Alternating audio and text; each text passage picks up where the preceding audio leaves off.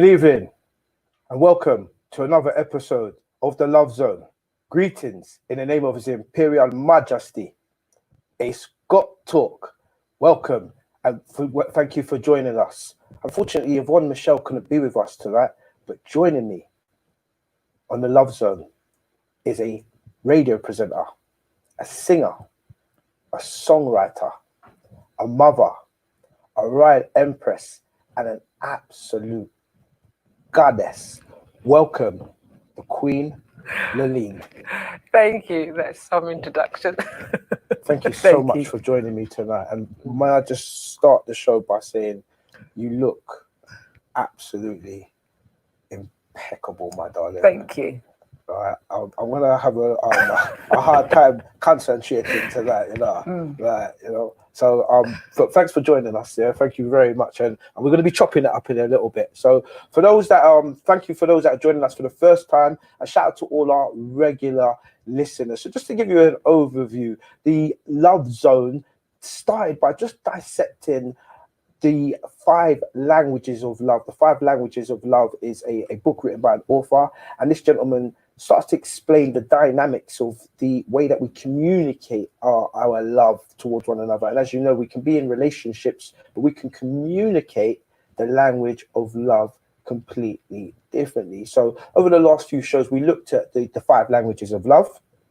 The gentleman then went back and he done a review of his book, and he decided to add a 6th language to the languages of love. And once again, it's just the languages of love. Look at how men and women communicate their languages in a relationship. It's Got Talk. I'm a philosopher.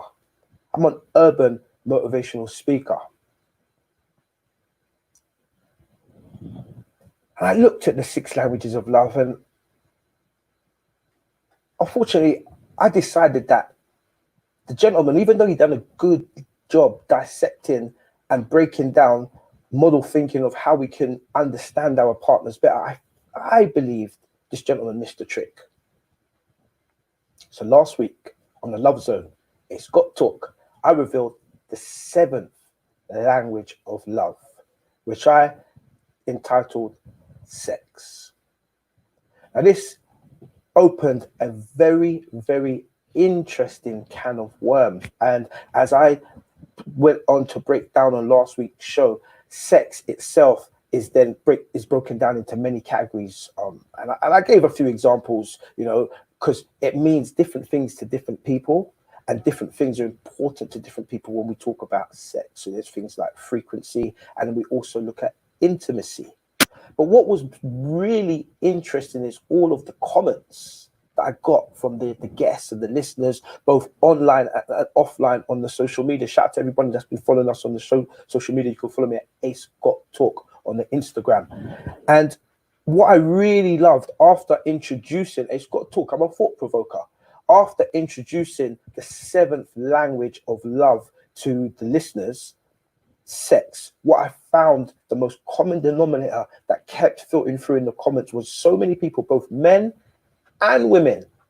I think we all agreed that there's a big difference between having sex and making love. It's Got Talk. I'll say it again. I think we can all agree there's a big difference between having sex and making love. I mean, some of our viewers even went as far to explain that you can make love without penetration. So this week on the Love Zone, the question I'm going to ask is, what is love? Because love itself means so many different things to so many different people. So Absolutely. My Royal Empress, I want to start with you. And by the way, guys, feel free to start putting your comments below and we'll start to read those out. What do you guys at home think?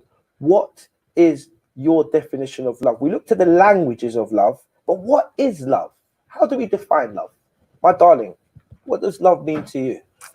Okay. For me, my humble opinion, when I think about what is love, I think it's the first thing that comes to my mind is free, is being free.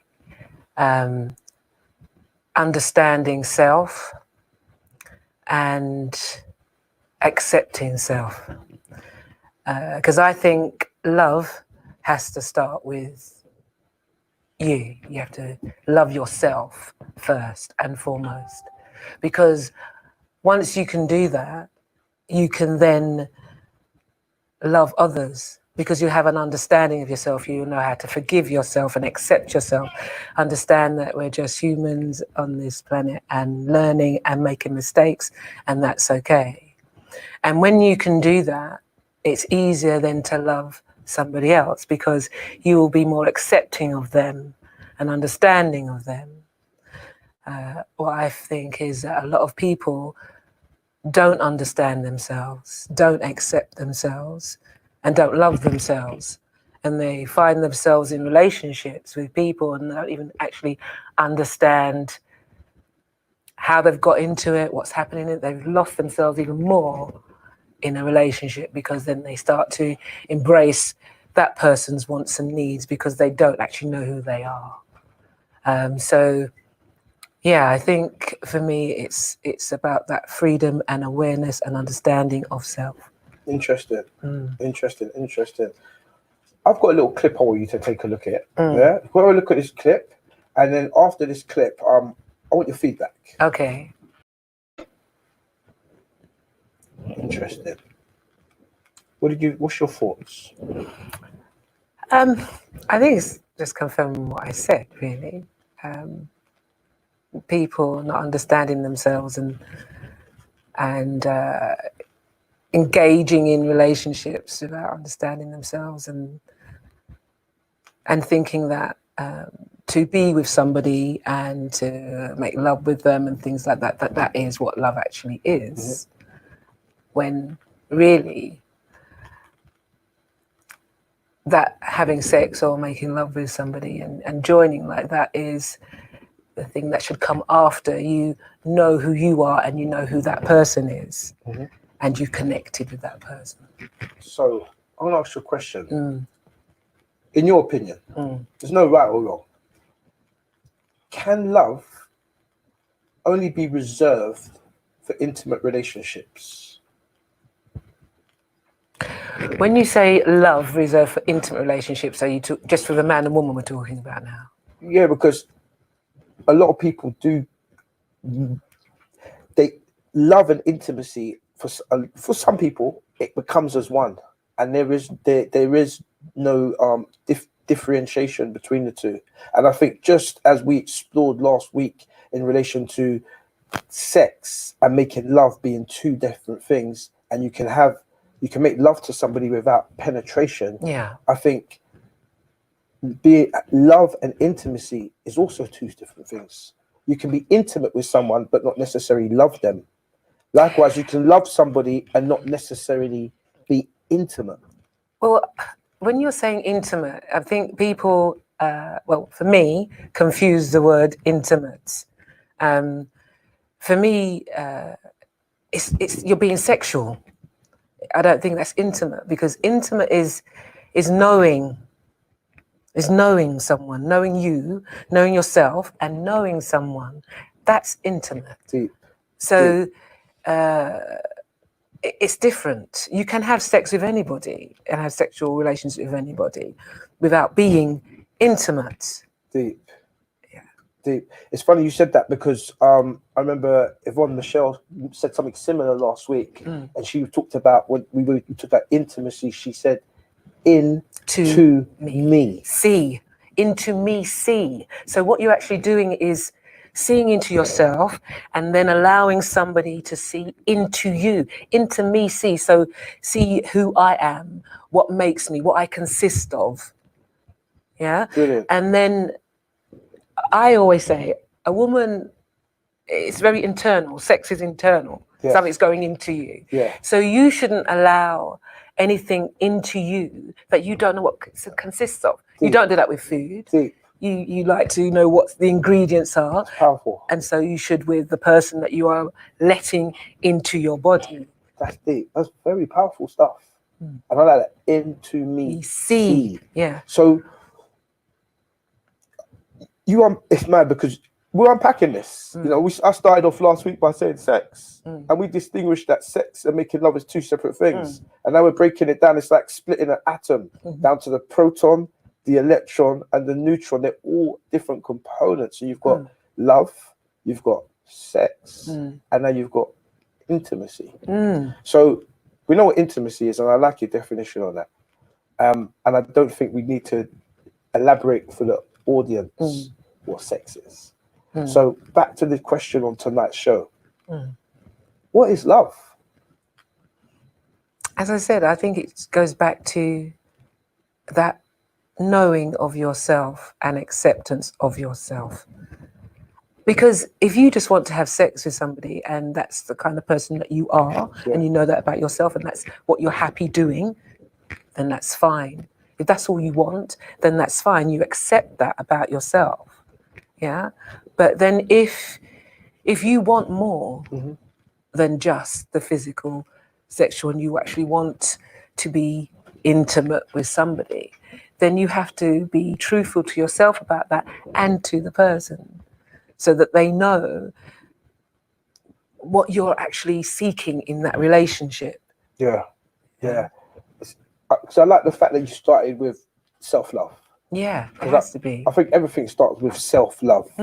But when you start to move away from self-love and you move into a relationship, I think the expectation on each other in terms of their understanding of love and what love is, and you love me and you don't love me, I think that can be confusing. Okay, so if you understand yourself, and you understand that we're being pure, and this is hard to achieve, I think, being that pure being, understanding that we've come from universal source and we go back to universal source and we're that type of being. When you've got that pure understanding and then you're with somebody who has that pure understanding, how you communicate and how you join together will be, for me, I think, a loving thing, because you are in acceptance of yourself and you're in acceptance of that person. You're communicating, you're free. So there's no barriers or things to hold you or to get upset about. Your togetherness is a choice, a free choice that you're making, not pressured because, oh, she really likes me, so I'm just going to go along with it. I think what has happened in the past a lot is people fall into relationships and fall into things without actually understanding what they actually want and what they actually need, and they'll just go along with things, and then further along down the line it's not working out because they haven't been true in the first place. So yeah, I think it doesn't have to be confusing, but it can be because other things get involved. Brilliant. So thank you very much for that, my dear darling. That's powerful stuff, very deep insight. And like I said, love means different things to different people, just like we communicate the language of love differently. So it's really good to start to look really well, just have the conversation and just see what it looks like to in different people. I want to shout out to all the viewers at home that are putting your comments in the feedback. Shout out to our regular listeners. Shout out to Carol. How you doing, my darling? God bless you. Carol says, Ace and guest looking sharp. My guest is looking absolutely beautiful. What a goddess. I'm in the presence of divinity tonight. Ace got talk. I am truly blessed and highly favored. Oh, some boy I feel like. Right. So we got a new listener in tonight with comments in the book. Shout out to Ken. Ken says, you're made of love. He said, true, I'd agree with that. As Shakespeare put it. So shout out to Ken on that one. Shout out to Jonathan, who said, love is the highest frequency. I would agree with you 100%, my brother. As I've said previously, and I'll say it again tonight, love is the most powerful force in the universe. Love is more powerful than an atomic bomb. You know, So guys, keep your comments coming in. Ace Got Talk, because I knew this today was going to be the topic was what is love. I was doing a little bit of research last night, and it's funny what you come across when you start doing research. So I ended up looking at love from a scientific point of view, Okay. from a biological point of view. What's going on in your body? What's causing those juices to flow?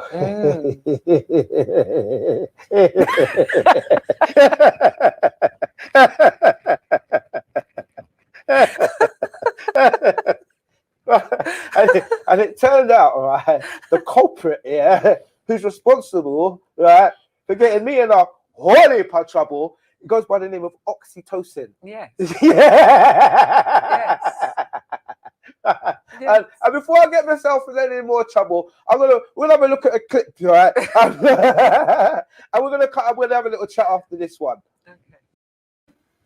Ace Got Talk. So I'm gonna speed things up a little bit. Now,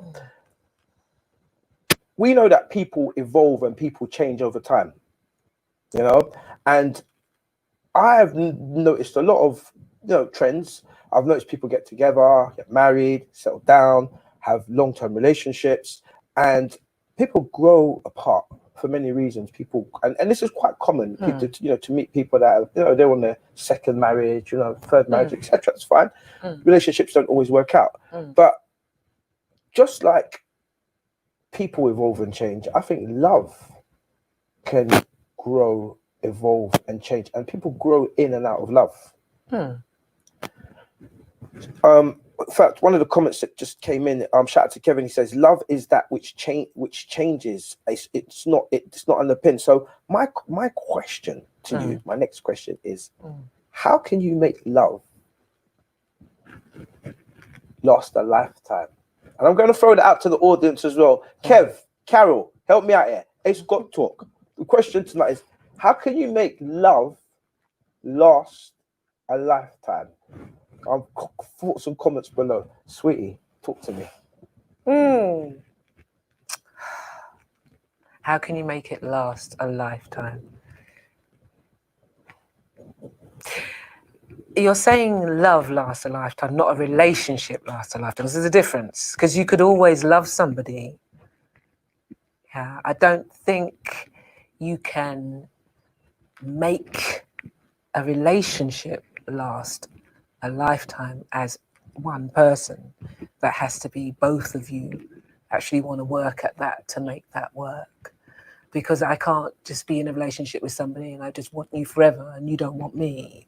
So all right, let me define the question. So in every relationship, unless you're completely sad, in every relationship, there was that point where there were sparks flying. Yes. There was butterflies in the stomach. Yeah. You couldn't rip each other's clothes off fast enough. Yeah. Everything the person said was funny. Even when it was completely stupid, it just made there's that stage. Everyone has that stage where you meet someone and it's just magic. So when I say, how can you make a love last a lifetime? How do you make the magic last? That magic, yes, sir.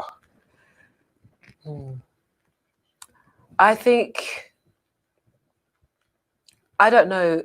I haven't got the answer to that because I haven't been in a relationship for a lifetime to say that I've made it last that long.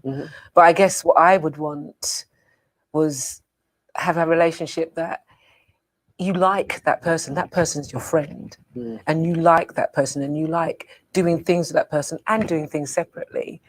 So you have a respect and a care and a want to share time with that person. Definitely. And if, I don't see why it should change as long as that loving aspect and that respect and care is there. I don't see why it can't last. I think it doesn't last because that changes. The respect changes, the level of care changes, the nurturing, looking after and wanting to be together changes. So I think that's my answer to that. Yeah. Do you know what? Brilliant. Thank you very much for that, my right impressed. Kevin Shapley, you're on fire tonight, mate. You're on fire. Kev's on fire. Ken Shapley. Sorry, yeah. Thank you very much. Ken, sorry, you're on fire tonight.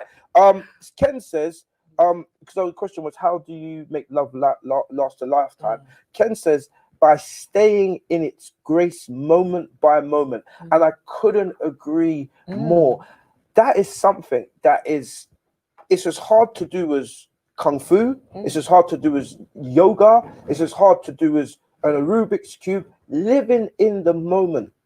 To practice that mindfulness of just living in the now. You know, we're always thinking about next week, you know, next month, you know, when, you know, the kids got to school, or, you know, kids get, it's always living ahead of time. But just staying in the moment generally on a day-to-day basis, I would say is a full-time job, let alone when you're in a relationship with someone, having those moments of just quality time where you two are in the moment and you're both not distracted by all of the things that are going on in the world. So yeah, Ken, sorry, I couldn't agree with you more there. Yeah. What would you say, sweetie?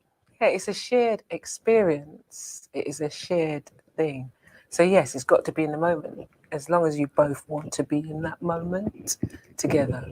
Yeah. Yeah. So yeah, it's definitely, I agree with him. Yeah.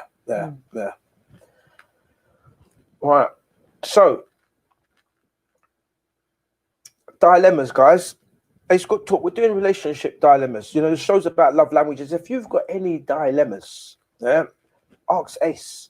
Drop us an email, info@realtalkradio.co.uk, and we'll read them out on the show. We're going to keep your anonymity. Yeah, we're going to keep you anonymous. We won't read out your anonymous. names. You're going to be anonymous. We'll keep you anonymous. We're not going to read out your national insurance number. But if you've got any, you know, dilemmas, relationship dilemmas, ask Ace. Drop us an email, info@realtalkradio.co.uk, and we'll aim to read out a couple of them on the show. So, love, like I said, is communicated absolutely in many different ways.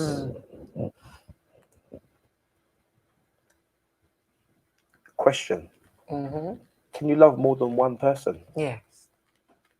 Can you love more than one person at the same time? Yes. Can you love more than one person intimately at the same time? Me, myself, personally, just talking generally. about, No, I'm not asking about you personally now. no, but I'm saying generally, because it's a question that, and guys, question that there again. I mean, Laleen, first question was, can you love more than one person at the same time? You said yes. Yeah. Now I'm asking, because it is something that comes in to relationships. So yeah, I mean, when I was younger, I would have said, no way should you be doing that. But what I've come to understand is that if you are being intimate with somebody, you may not, or your partner may not want you to be intimate with somebody else. It's not that it's not possible to do. It's just emotions and jealousy and things like that might get involved. It's not that it can't be done, because people can have strong feelings for more than one person. Yeah, and so therefore you could be intimate with more than one person. Yeah. Is it a healthy way to live and things like that? I think that's down to the personal choice. Yeah. Would I want to do that myself personally? No. Yeah. But I do understand why some people do it. Yeah. And I don't condemn them for it. Yeah. I mean, a couple of our regular guests have asked us to do a whole show on, I think polyamory, and they keep asking us, Ace, you got to do a show on polyamory. So that's one of the shows we are going to cover. But I wanted to just build it up slowly. We don't want to just go straight. We need to get the communication going right now. Because a lot of us, we need to learn how to communicate with each other and just understand what is love. But we're going to go there. So we're going to do a whole show on polyamory, because it's something that I understand why some people have been asking Ace to cover it. Yeah. There might be questions there that are unanswered, you know? I think a lot of people have an interest in it. There you go. People don't actually want to have that monogamous relationship anymore. Right. They actually want to have open relationships. Yeah. And they're stating as such. Yeah. You know, I just want to have an open relationship. I want to be able to love who I want to love. Yeah. When I want to love them. Yeah. There's implications, of course, that goes with that. But I do understand. Yeah. that they don't want to just remain in one relationship. Yeah, yeah. So it is a subject that Ace is going to cover, and it opened up so many other cans of worms because you've got polyamory, is that right? Polyamory, right? This is me L's, isn't it? Ace can't. What's wrong? You can't get the L's out, right? You got polyamory, which is people just having open relationships with more than one person. But then you've got things like swinging, where you've got couples that are married, but happily go out and will enjoy sex with other couples. Yeah. And so there's a lot of alternative mindsets in terms of what people accept and don't accept. Because that's the difference, isn't it? They're going out and having sexual experience with others. Yeah. It's not necessarily intimate at all. It's just we are sexual beings first and foremost, aren't we? Definitely. That's what we are. And when we meet people, you know, your sexual energies are involved and aroused and things like that. But that doesn't mean that you're supposed to have sex with that person. It doesn't mean just because you feel sexual or they make you feel sexual that you're supposed to actually have sex with them. Yeah.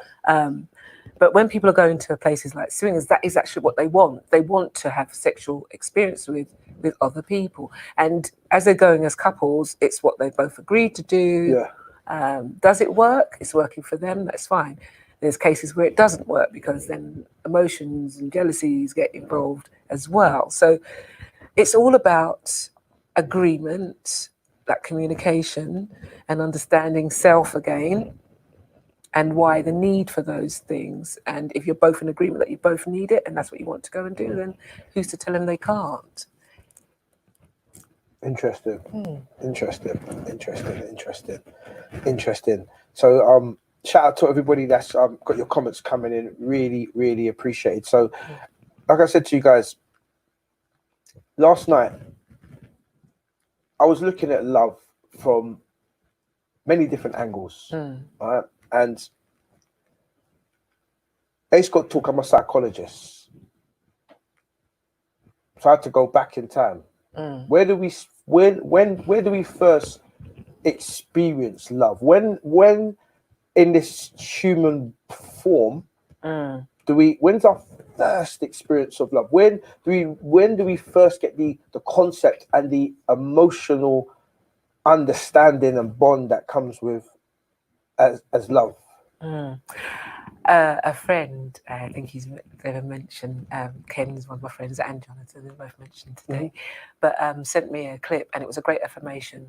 I watched some of it before this show, and it's what I believe, and it's talking about in the womb. Yeah. Brilliant. Keep going, sis. Yeah, because that whole experience when that child is forming in your body. Brilliant. Absolutely amazing. You know, your emotions and everything are all connected. Mad. Ace got talk. So, sis, you got me really excited. And the reason why you got me excited, because as you know, everything I do is completely unscripted. And apart from the fact that you knew we was going to be talking about love, you didn't know where the conversation was going to go. And you have no idea what this next clip I'm going to show you is. But I wanted to take the viewers in different directions. Ace got talk. I'm a thought provoker. And we're going to be changing the world one thought at a time. So we talked about the dynamics of a man and a woman. We talked about the dynamics of the sexual encounters and, you know, what does that look like in terms of love. Now we're just going to spend a few minutes looking at the emotional connection between a mum and a child and what that looks like in terms of if a bond is not formed, an emotional bond between a mother and a child at a very early stage. What does that look like in the development of humans as we grow up? It's got taught. Let's take a look at this. Love, companionship, and nurturing. Those scientists through their experiments showed how vital those three ingredients are in the development of a child. And I mean, you didn't even know I had that clip on cue, but what you said, going back to what you said about the connection between the mother and the child in the womb, I think is so, That's right. so powerful. Yeah. Yeah. That's why, women are encouraged to, as soon as they know they're pregnant, to start that relationship. You're talking to your baby, you're nurturing your baby inside of you. Everything that you eat, everything that you're thinking, all your thoughts. So what you're taking in, and what you're expressing out, even when you're talking to others, it's really important, because there's a connection of a life growing inside you that is taking everything, all those emotions in at the same time. Yeah. And that love, from the time you know that you are expecting, is just there. It's instant, and you're protective, and you're loving for that's growing inside of you. And I really believe that the baby inside you is feeling everything that you are too. Yeah. And then when they're born, it's like that connection is still there. Yeah. Very powerful in the first few months. It's like you don't see or hear anything but that child. Yeah. You're so in tune. And then as they're growing and growing, you still feel connected. You still feel everything that they feel. It's intense. Yeah. Yeah. Yeah. Yeah. Just speaking quite generally, and I know in a perfect utopia, every woman that has a child is happy, should be happy to have that child. But you do have some women that do have, really bad pregnancies. Yes. And then they even suffer afterwards with things like post-traumatic stress. Yeah.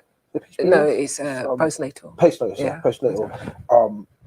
And that can affect the relationship they have with the child, especially if they've got what they call a cryy baby. Baby that's always crying. Up in the middle, like mum can't sleep tight. It can really affect the bond. Yeah. And I mean, I only showed you a short bit of that clip, but it did go on for a bit longer, and I was really fascinated, but also quite shocked at the difference in the psychological damage that those monkeys showed later on in life, that didn't have those early bonds and those early connections and that early love and that early nurturing from their mother. Yeah, absolutely. I mean, it's a horrible thing to watch anyway. It's disturbing, and I do it in the name of science, but it's disturbing to me. Definitely. But that is true. That children are affected and can be affected for life if they haven't been nurtured at an early age. In my counselling work, I have worked with a lot of people who have had problems because of their early childhood and not being nurtured, not being loved by their parent. So it is paramount. It really is important. And there again, it comes back and again. I mean, you're loving yourself. I mean, it's a cycle, isn't it? Yeah. If you haven't been shown love, yeah, if you've never been given it, it's hard for you to then give it, because you don't know how. So as early as possible, we have to give love to that growth inside you, and when they're born, you have to give that love and care and nurturing, so therefore they are able to be able to experience that and be able to give it and to be able to love themselves. Yeah. Now, I mean, you started the show with an answer to the question, what is love? We talked about self-love. Yes. And coming back full swing, 360 degrees back to self-love. So for the listeners at home, they're sitting down, they're watching this show. Yeah. And I use the term as well, love yourself. What does that look like? How does one love themselves? Well, it's loving yourself, not to the detriment of others. Let's get that right. It's not about it's all about me and being selfish and things like that. Because when you really, truly love yourself and understand, again, I keep saying, it's understanding who you are on this journey that we're on, this earth plane. Once we understand who we are, our loving of self is about acceptance of self and understanding of self and caring of self, so that you don't allow others to treat you in a way that feels uncomfortable for you, that you don't like. You move yourself away from negative or hurtful experiences. Yeah. And that, when you love yourself and then you find somebody to share love with, it is an amazing place.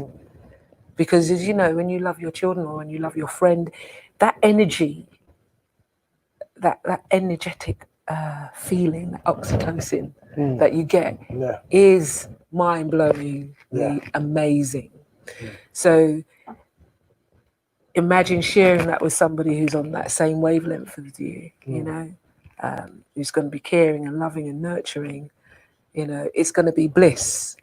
Why would you not? Why would you want it to end? You are going to do what's necessary to keep that bliss, because it's a beautiful place. Definitely. Hard to obtain because not everybody's on the same wavelength. But once you understand yourself, once you've got to that place, you then start to look for the like-minded person who is going to share that experience with you, and know that it's that the sexual part of it comes after the connected part of that, and that connected part of that is mind-blowing. So then the sexual part is going to be definitely, and I think it's fair to say this when we talk about making love to somebody without penetration. Yeah. Because I'm putting this out there. Yeah. And I don't care. A woman, this is me. I don't care what I'm at, what anyone else wants to say. I can say what I want. A woman can make love to my mind. Not all women, but if you're on that level where you can mentally stimulate me, it's like you're blowing my mind away. Sapiosexual. Yeah. You see me? Yes. And I'm into that. Yes. You know, if we can connect like there's some women you talk to them and you're making my mind have an orgasm. So do you understand what I'm saying? So absolutely. When you connect on that level, like you said, the penetration, so to speak, that just becomes a bonus because you're already there. You know, and there's so much stimulation you can stimulate the body with, like I said, without even getting that far. Absolutely. Yeah, I totally believe that. But what I'm saying also, though, when you have got that connection, that mind-blowing connection where you're saying that person can make you orgasm and things like that, when you actually do have that physical connection, it takes you up to another level. Definitely. It is a really nice place to be. 100%, 100%, 100%. And then the oxytocin is just like, just flowing. Yeah. 100%, 100% there. All right, so let's help some of the listeners at home. All right, let's say, throw a few hypotheticals at it. You got a married couple, they've been married for years. I gave the example a couple of weeks ago on the show about this gentleman I know who 59 years old now. He needs to chill out, but he's quite strong. He looks stronger than me. Now you see him, he's healthy, he's strong. But I was thinking, 59, he needs to chill out. But no, he's still going, and he's married for 27 years. First 14 years, the relationship was good, and then there's just the chemistry's not there no more. Yeah. How could we maybe give them some advice to a couple like that to get that oxytocin flowing? I think you have to understand what sex is like for them. One, why is he's interested and she's not. So why is she no longer interested in it? Do they talk about sex? Does he know what interests her? I know even if you've been with somebody for a long time, it doesn't mean that you've spoken about your sexual requirements and things like that. And they may change too. And so have there been discussions, or is it just that he's tried and she said no? Yeah. Because you have to explore that. There's going to be reasons why. Yeah. And I think what happens is people do not talk about it. I say there's sometimes a plantation mentality towards sex. Okay, break it down. Give us the plantation mentality. Well, you weren't supposed to connect when you was having sex, when they made you have sex with your partner to create babies. It was just an action. You just bent her over and did what you had to do, and that was it. You don't connect. You don't have a relationship with.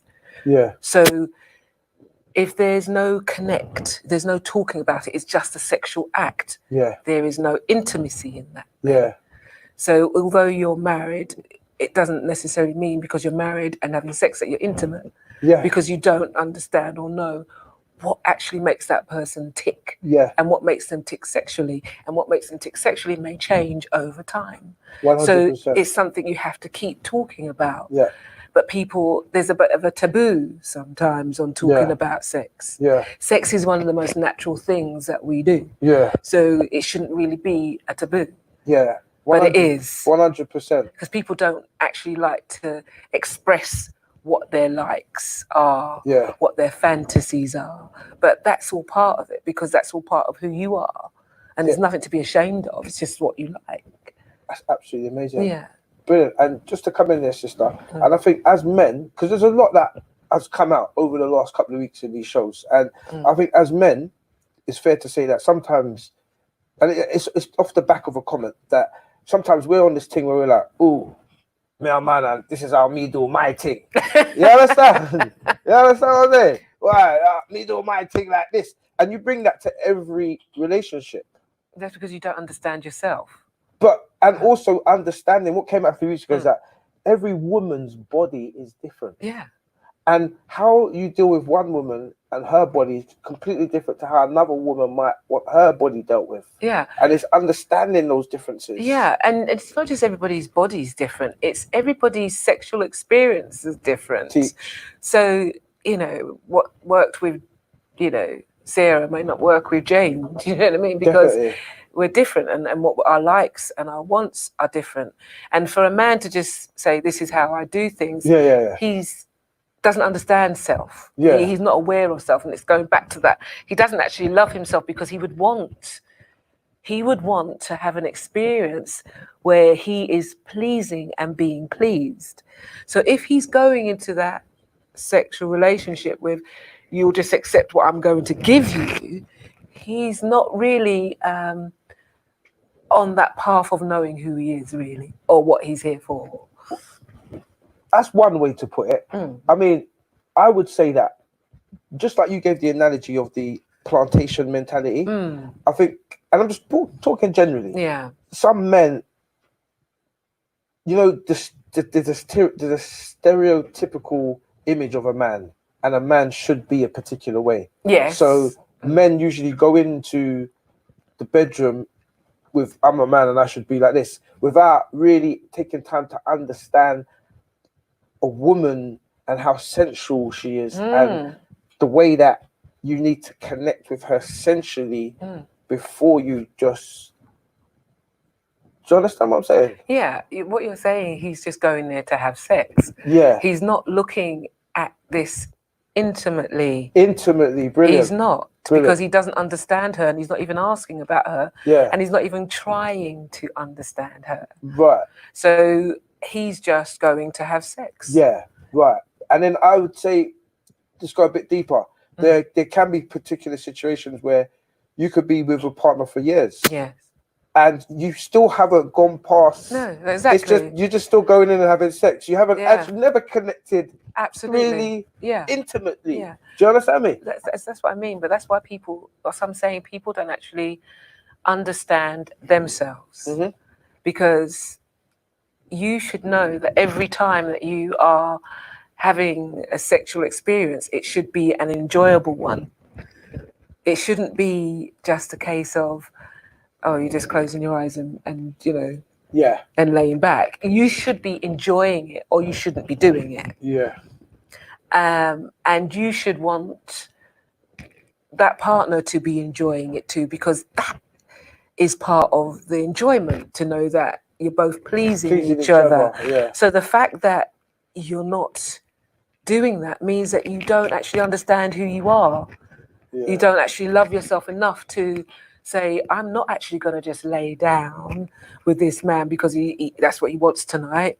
You know, it should be something you're looking forward to do, and something you're enjoying. Yeah. You know, and talking about and saying, I like this and I'd like that, and you know, and sharing that information. Yeah, because I think it's important that you do have those conversations, because like you said, sometimes people don't know you. like, oh, I didn't know you was into that. I mean, you might like some really freaky things that your partner didn't even Absolutely. know that you. But unless you have Yeah. those conversations, and in some situations, it can actually enhance Absolutely. the relationship and the connection because you're sharing something. Who you are. Yeah, being Yeah. yourself. Yes. Absolutely, Yeah. absolutely, Yeah. absolutely amazing. I'm conscious that we're on a nosedive. We've only got about 10 minutes left in her. Oh, wow. The show has just gone so quick, you know. But I want to thank you, Mm. you know, for passing through and just, you know, reasoning with the grit. Yes. Mm. I want you to give me an overview. And take your time with it. What a Laline overview.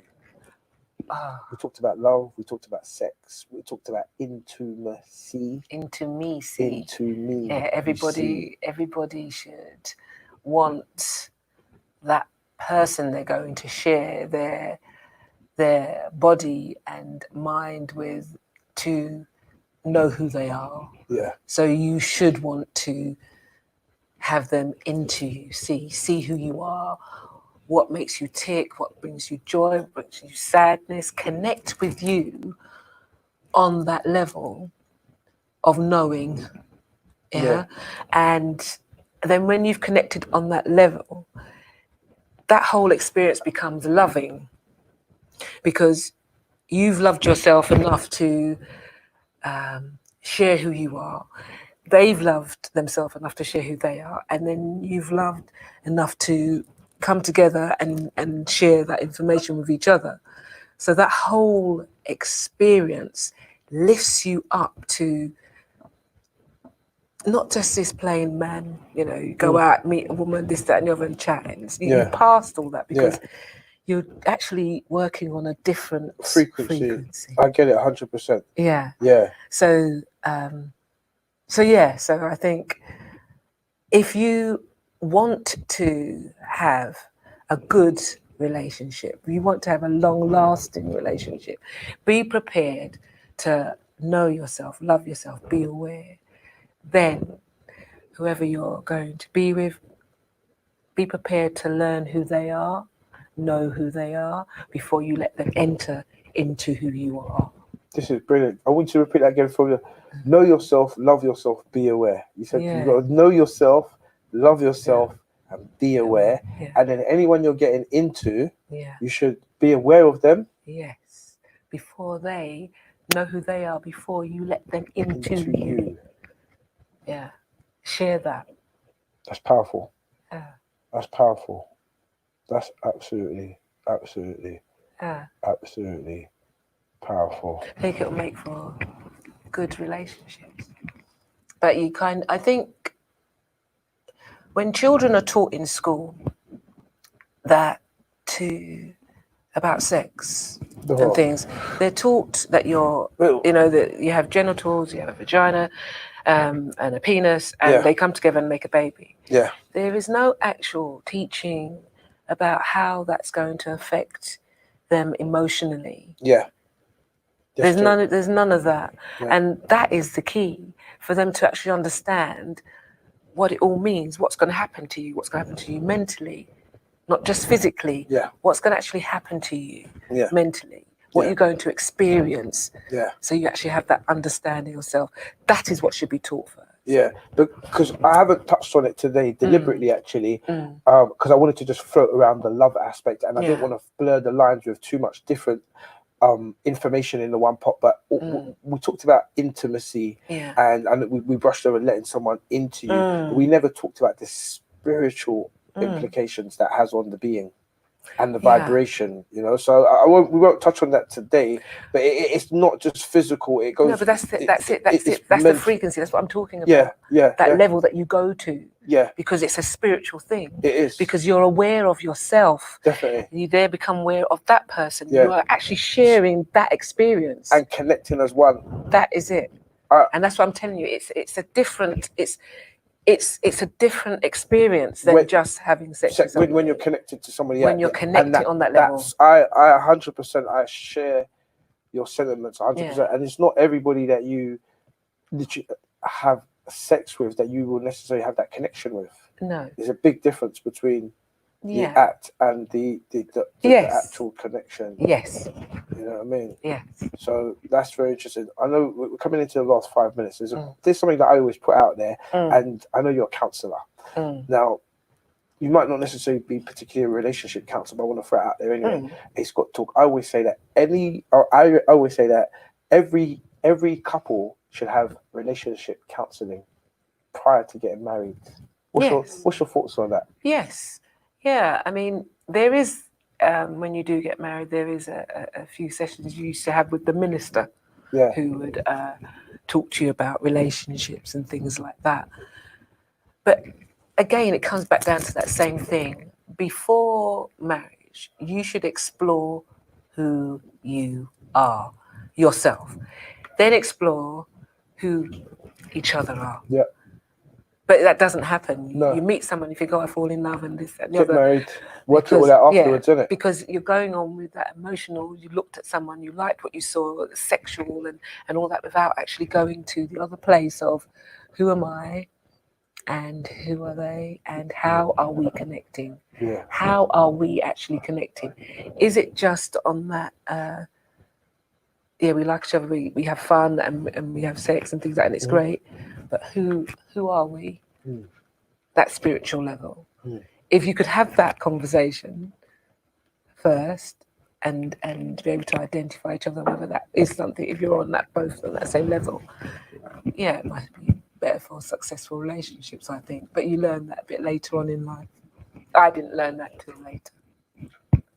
Brilliant. Shout out to the last comment that just came through on the screen there that said, I love the conversation. Yes, I'll be here again. Well, you guys can join us back next week, 8 p.m. It's Got Talk, the Love Zone, MediaNet Live TV. Your Majesty.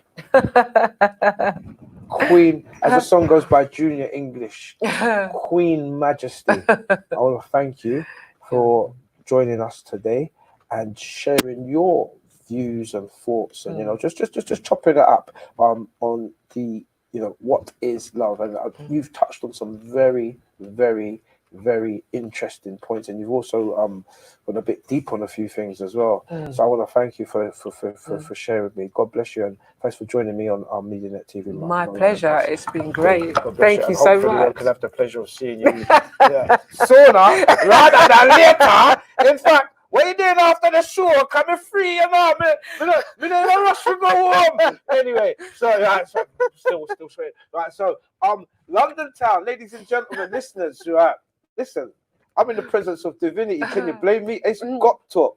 But well, I better know. But join me tomorrow, 6 p.m.